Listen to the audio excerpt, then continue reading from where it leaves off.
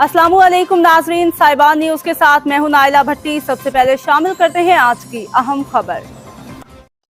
Saudi अरब के दारुल हुकूमत रियाज में इस्लामी यकजहती खेलों के छठी एडिशन की रंगारंग इफ्तिताही तकरीब शानदार अंदाज में मुनक्किद हुई।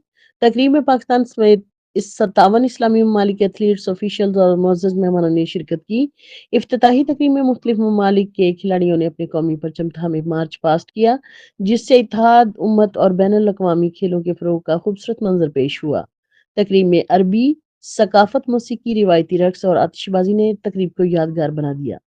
इस्लामी यकजहती खेलों के इस छठे एडिशन में 3000 से जायद एथलीट्स हिस्सा ले रहे हैं, जो मुख्तलिफ खेलों में अपने मुल्क का नाम रोशन करेंगे। पाकिस्तान की नुमाइंदगी करने वाला दस्ता भी इफ्तिताही तकरीब में भरपूर जोश व जज्बे के साथ शरीक हुआ। तकरीब के इख्तिताम पर मेज़बान मुल्क सऊदी अरब की जानिब से इस्लामी ममालिक के माबैन भाईचारे, अमन और खेलों के जरिए मस्बत ताल्लुकात के फ़रोग़ के अज़्म का इजहार किया गया।